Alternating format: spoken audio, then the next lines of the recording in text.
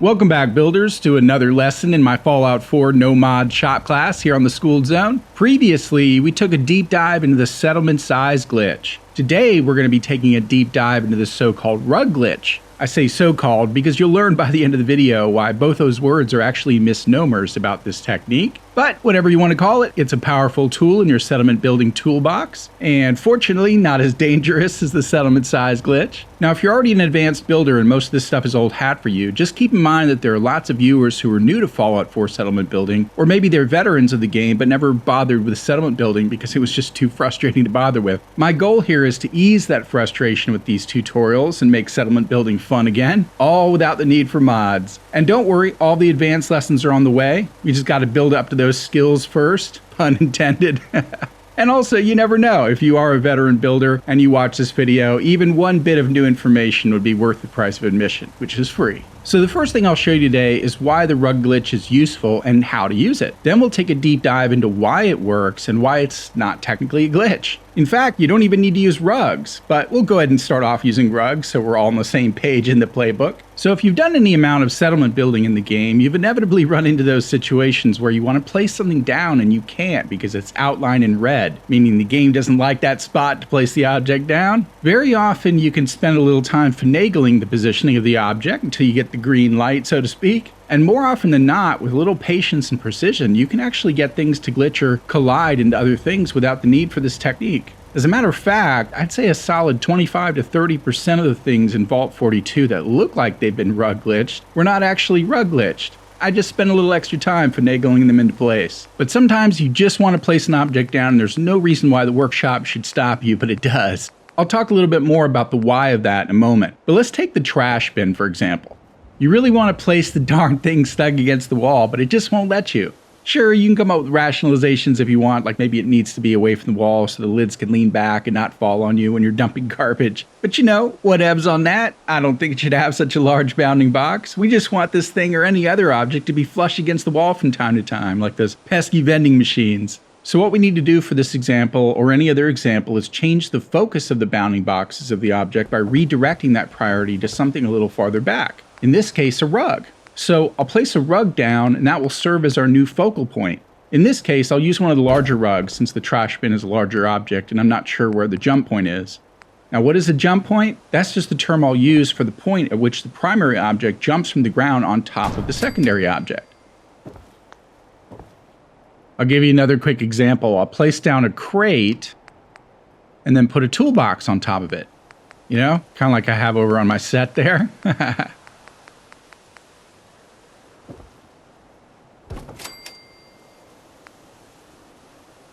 So the toolbox slides along the ground until the point at which it hits the crate and then jumps on top of it. You can then place it on top of the crate. Now when I go to move the crate, the toolbox moves along with it.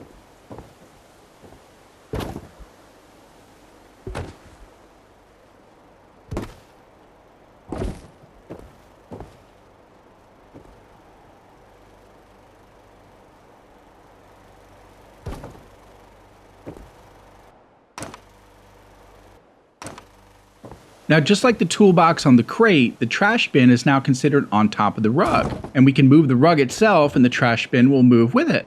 So we can now slide the rug towards the wall and get the trash bin flush. Actually, I'll go ahead and put it over by the set, you know, we'll just have it become part of the set. And then boom, you set it down. And the cool thing about this technique is that you don't have to get it right the first time. You can set it down, see if it's where you want it to be, and pick it back up to make adjustments. You know, sometimes a little tricky to tell angling and depth perception when you're in workshop mode. But yeah, you just keep picking it up and making adjustments until you get it right where you want it to be. There we go, nice and flush. Okay, so you've got the trash bin where you want it, but now there's a rug that you don't want there. Easy enough, you can just store the rug and the trash bin will drop down into place. Before I do this though, there's one downside to using this technique, and that is when you proverbially pull the rug out from under the object, it might sink down a little further than its original level. Sometimes it might even jump up in the air. I said earlier that I'll explain why the rug glitch is not actually a glitch. I'll do that in a moment, but ironically, this is a glitch. Funny, huh? A real glitch on a fake glitch. See, there you go. Sometimes it's more dramatic than others.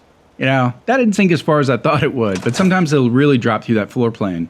Now I'll explain why this happens in an upcoming follow-up video. Like, I understand the CG logic behind it as far as support cells, but it really shouldn't happen that way. If you're going to use this technique, the sinking or jumping is just something you're going to have to live with. Now there are some workarounds that I'll talk about in that follow-up video because they involve combining the rug glitch with another technique I'll be showing you that players often call the pillar glitch. Also not really a glitch. But for the basic use of the rug glitch, the sinking and jumping just comes with the territory, I've heard people say that if you leave the rugs and then come back a few days later and then store them, the top object won't move. I've tested that theory out and it only works about 20% of the time for me. So it does sometimes work, but it's so infrequent and unpredictable that I just don't even bother relying on it anymore, If you don't want to bother with the more complicated workarounds that I'll show you in that upcoming vid, but you still don't want the object to jump or sink, then consider just leaving the rug there. If you use the right kind of rug or find a way to hide it from view, it's perfectly fine. In fact, I'll cut to a few examples in Vault 42 where I just left the rug there and it looks completely natural.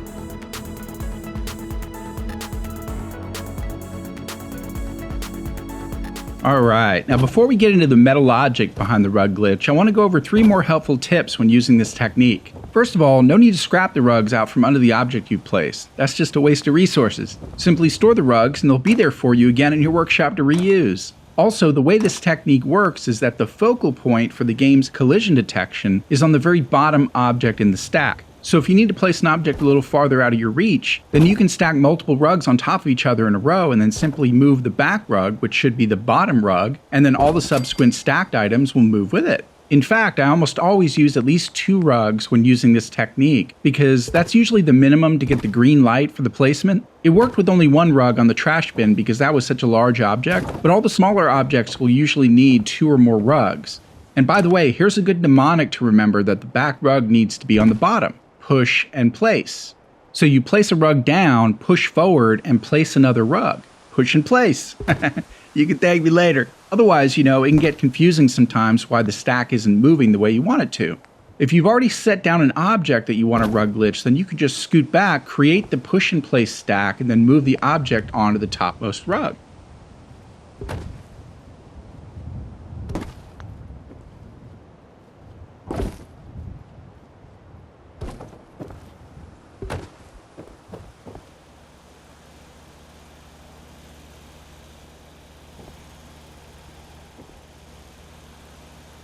And lastly, when storing the stack of rugs after you place the object, see if you can store the topmost rug first, which should be the one most forward.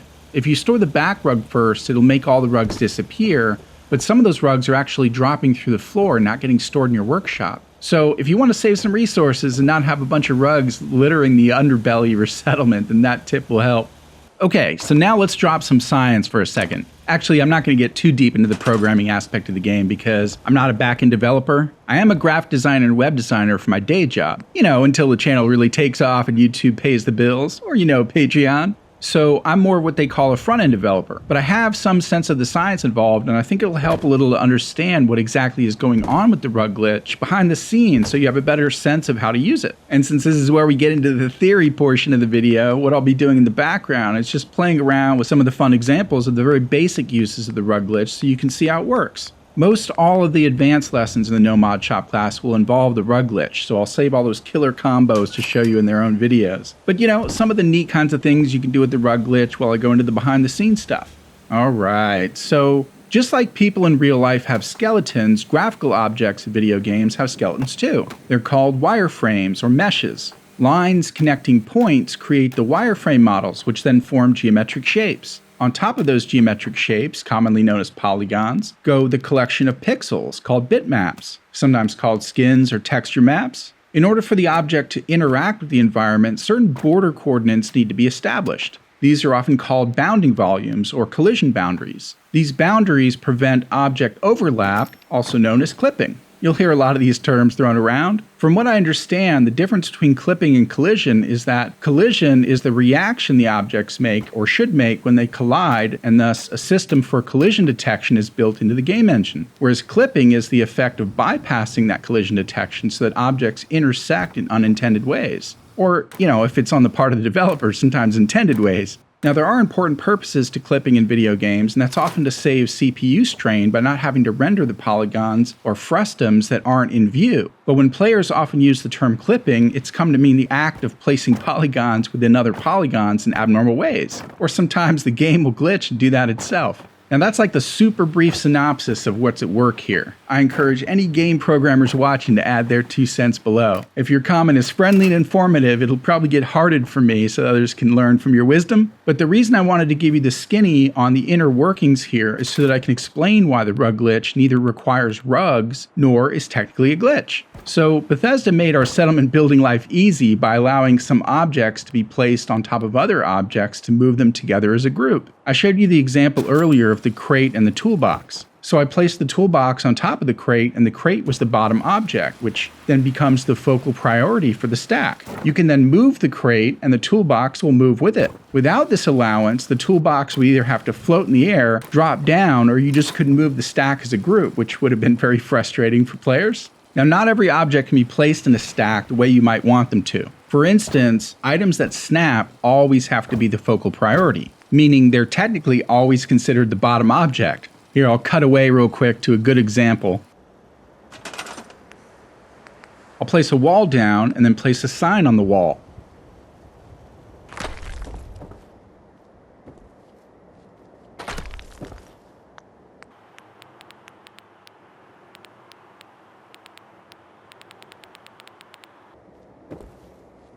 The wall can then be moved and the sign will move with it. So that's another example of the mechanic behind the rug glitch, although when it comes to vertically placed items, they're often considered clamped. So clamped items end up becoming the vertical versions of the stacked items for horizontal objects.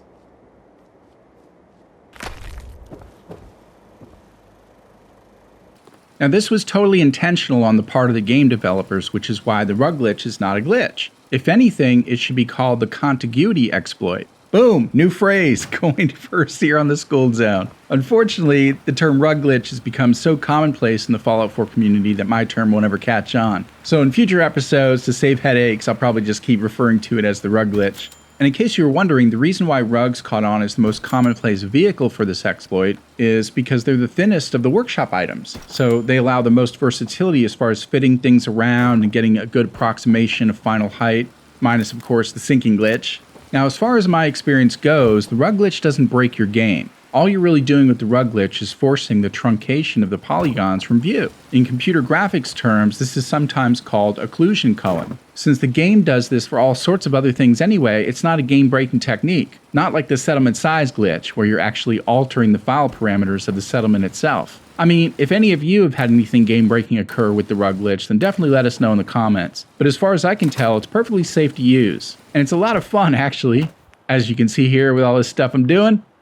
And a significant portion of the upcoming lessons will involve this technique, especially when we get into the blue square and black diamond lessons.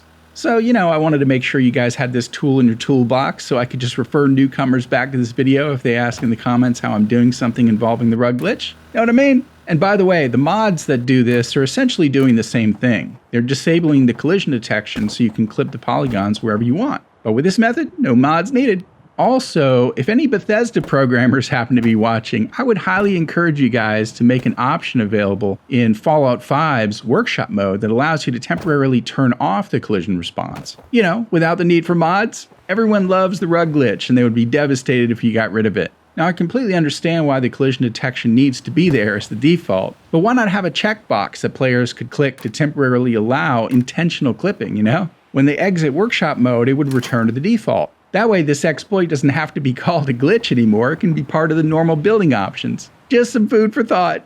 All right, guys, that's going to do it for this episode. Now, like I said earlier, I'm not a back-end programmer, and all this info was like the super abridged version intended to pique your interest as well as give you the gist of the information so future lessons will make sense. It's totally possible I may have gotten some of the facts wrong or terminology. No need to rub it in. I always do my best with the factoids on the Skooled Zone, but that's why they're called factoids, so you guys can dig a little deeper on your own. If you know something more than what I covered, simply add your 2 cents down below in the After School Club. Keep those comments friendly and informative, and we can all learn from each other. Now, the next big deep dive will cover the pillar glitch, which is another fantastic tool to have in your settlement building toolbox, but I might post some other quick and easy building videos in between, especially now that we've covered the rug glitch here. In the meantime, make sure you're subscribed, you throw a like on the video, and keep sharing this mini series around. I want to be able to continue this into August, and I think we can with your help spreading the word. Thanks again for watching, and we'll see you next time on the Skooled Zone. Happy building, and class dismissed.